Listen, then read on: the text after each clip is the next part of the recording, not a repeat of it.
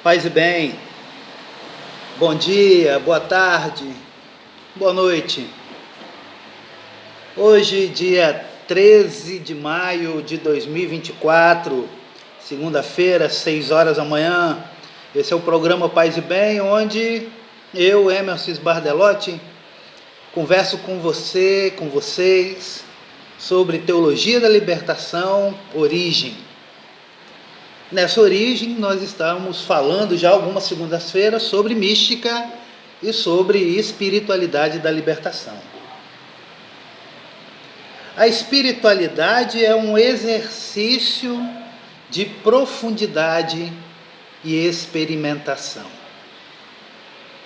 Na espiritualidade da libertação, se experimenta a libertação da espiritualidade. A libertação de possíveis amarras, que seriam essas amarras políticas, sociais, econômicas, religiosas, produzidas por este ou por aquele modelo imposto pela mídia, pela sociedade, pelos donos do poder, como único caminho de encontro com o mistério. É um processo de educação na fé. Cultivar a espiritualidade da libertação exige sempre uma atitude particular de despojamento e interiorização com vistas ao bem comum, ao bem viver, ao comunitário, que está explícito na mensagem de Jesus de Nazaré. É necessário dizer e repetir que a experiência de liberdade é a experiência que a espiritualidade da libertação faz do encontro com Jesus de Nazaré e com o projeto salvífico de Deus para a humanidade apresentado. Quando as pessoas experimentam desta liberdade, querida e divulgada por Jesus de Nazaré, elas próprias experimentam uma libertação na ação. Cristãs e cristãos sentem uma verdadeira experiência coletiva de libertação. Essa experiência nasce a partir da palavra de Deus e dela a oração.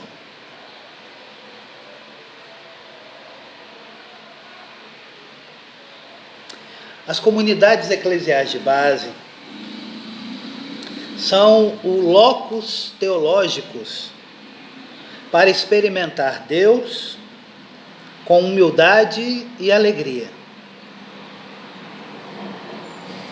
Há 5 fatores dentro da igreja, no segmento de Jesus de Nazaré, que fizeram com que você e outras pessoas optassem pelas séries. Primeiro, estar nas lutas da base, porque é na base que se constrói a revolução. Segundo, aprender a verdadeira caminhada de Jesus de Nazaré. Terceiro, viver uma igreja libertadora e comum aos irmãos e irmãs. Quarto, a opção constante pelos pobres e marginalizados. E quinto, a vivência de uma mística espiritualidade libertária e viva. Como diria o profeta, poeta Pedro Casaldáliga, ser Jesus Cristo libertador na vida do povo. A espiritualidade da libertação nos ensina como caminhar com o povo. A espiritualidade da libertação nos oferece a oportunidade de descobrir o povo, estar com o povo, tomar partido pelo povo, ser fermento, luz e sal com o povo, realizar a opção pelos pobres. A opção pelos pobres é a opção feita por Jesus de Nazaré nos evangelhos. E ela é fortalecida pela justiça, pela libertação e pelo reino da vida.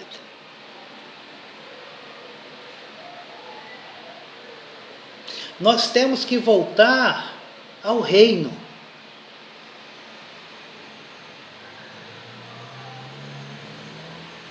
Nós precisamos voltar ao reino de Deus, ao projeto do reino de Deus.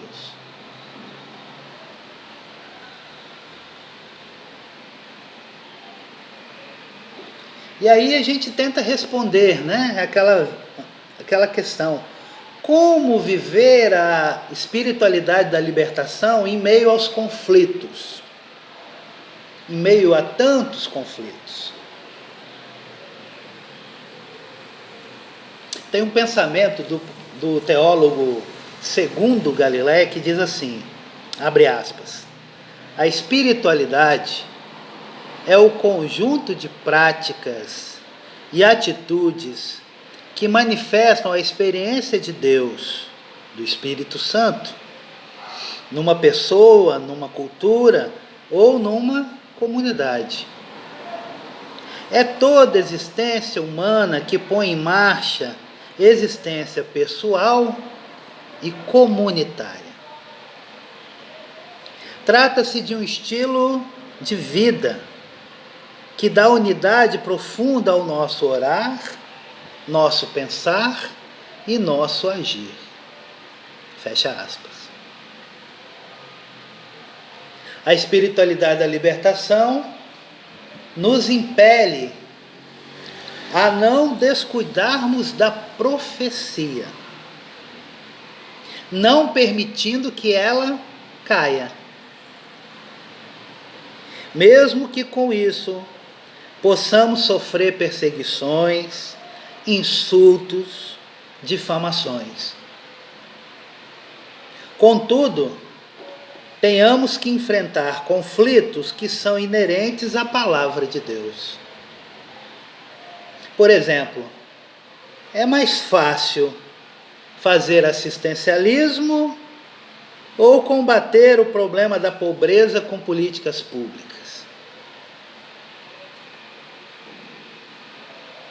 Qual a posição da igreja sobre isso ou aquilo?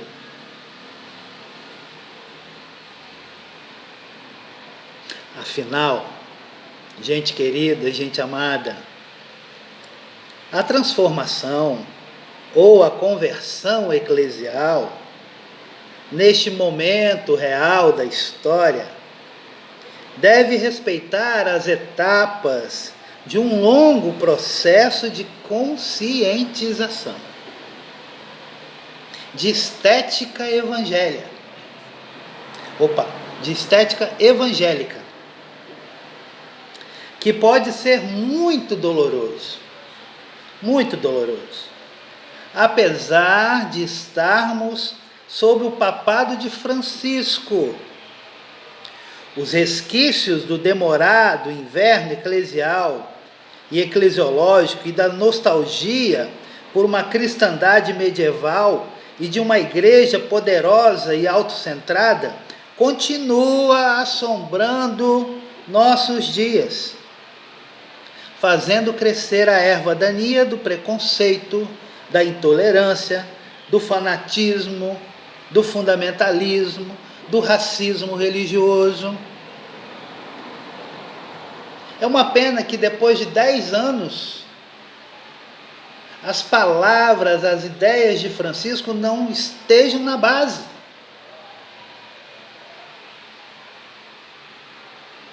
O nosso povo que está aí nas comunidades não conhecem as palavras de Francisco. E, por conta disso, cometem erros. É intolerável a falta de misericórdia e de obediência de alguns setores da igreja que acusam o Papa Francisco de ser um herege. Isso é um tremendo absurdo, gente. Não me recordo, nos papados anteriores ao de Francisco, alguma pessoa em sã consciência chamar o Papa de herege. O bispo de Roma está cumprindo o que lhe pede o Evangelho, que todos tenham vida em abundância e que se amem como ele os amou. Francisco está sendo perseguido e difamado, pois se coloca como o pastor que está à frente do rebanho, guiando-os. Os contrários a Francisco querem que ele esteja atrás, ao invés de conduzir, frear o rebanho. O que move Francisco a pedir sempre por uma igreja em saída, retomando as intuições do Vaticano II, dos pactos das catacumbas, de Medellín, é que o bispo de Roma está cumprindo o que lhe pede o Evangelho. Repito, que todos tenham vida em abundância e que se amem como ele os amou.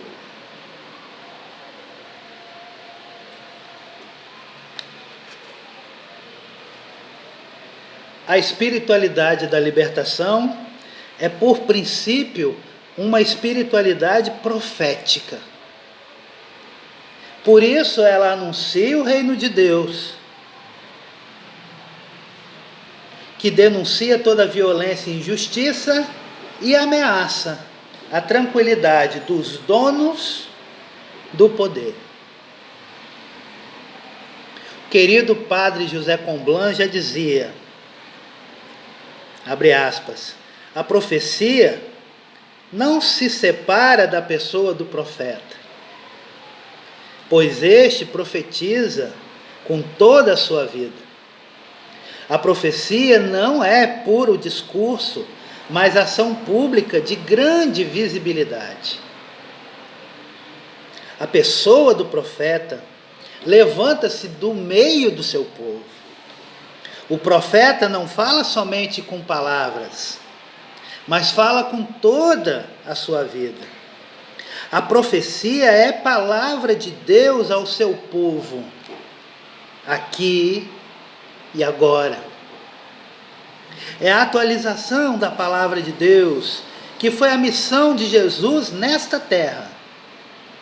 Por isso ela é 100% religiosa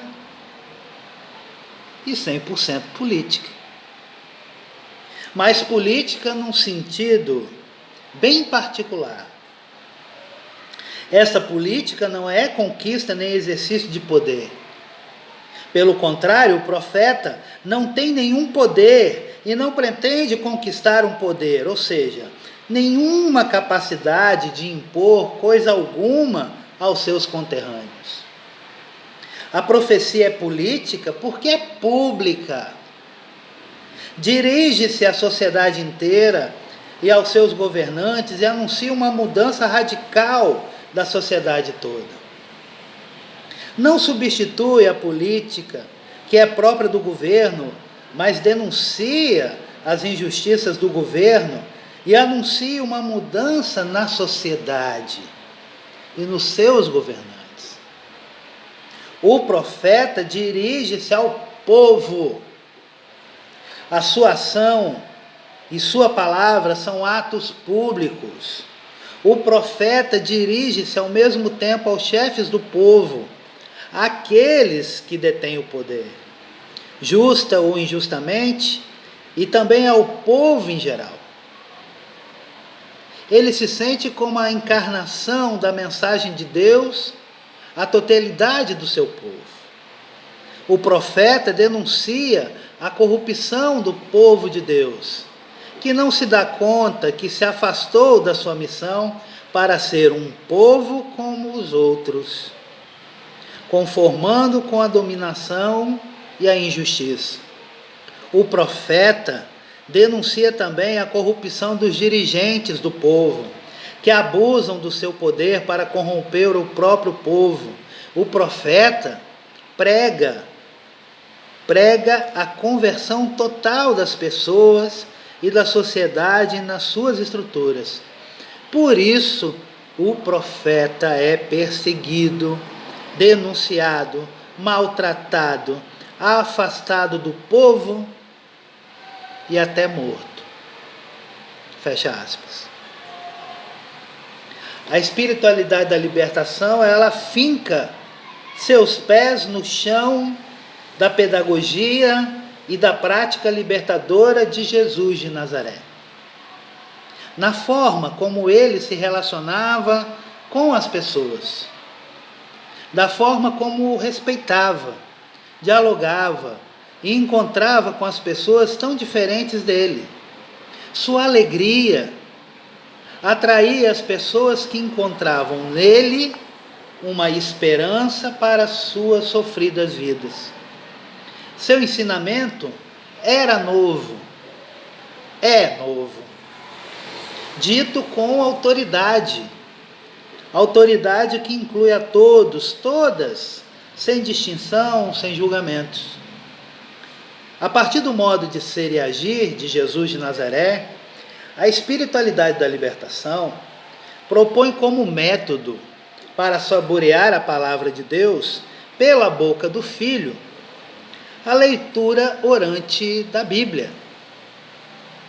O Concílio Ecumênico Vaticano II, na Constituição Dogmática Dei Verbum, sobre a revelação divina, afirma: a Lectio Divina é a escuta religiosa e piedosa da leitura sagrada da Escritura. Dei Verbum 10. A leitura orante da Bíblia é uma leitura atenta e pausada para saborear cada palavra, cada expressão do texto sagrado, permitindo ao cristão e à cristã experimentar Deus na própria vida e na vida da comunidade, criando um verdadeiro encontro com Jesus de Nazaré.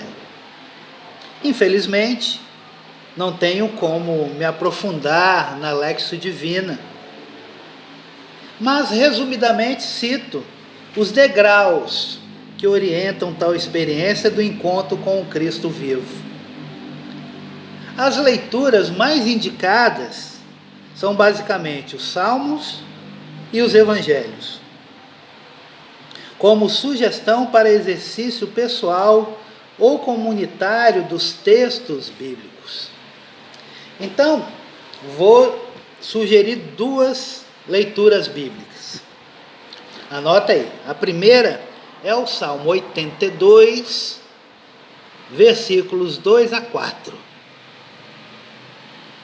Diz assim o texto: até quando julgareis injustamente, favorecendo os culpados? Sede juízos para o fraco e o órfão, fazei justiça ao infeliz e ao indigente, libertai o fraco e o pobre, livrai-os da mão dos culpados. Uma leitura tirada do Evangelho de Lucas, capítulo 6, versículos de 20 a 23. Então, levantando os olhos sobre os seus discípulos, Jesus disse: felizes vós os pobres, o reino de Deus é vosso. Felizes vós que agora tendes fome, sereis saciados. Felizes vós que agora chorais, haveis de rir. Felizes sois vós quando os homens vos odeiam, quando vos rejeitam, e quando insultam vosso nome como infame, por causa do Filho do Homem. Alegrai-vos nesse dia e saltai de alegria, pois grande é a vossa recompensa no céu. Com efeito, e da mesma maneira que os seus pais tratavam os profetas. Os degraus da Lexio Divina chegam a se confundir uns com os outros e se completam. O primeiro degrau é a leitura. O segundo degrau é a meditação. O terceiro degrau é a oração. O quarto degrau é a contemplação. Mas isso fica para segunda-feira que vem. Paz e bem, vida longa e próspera.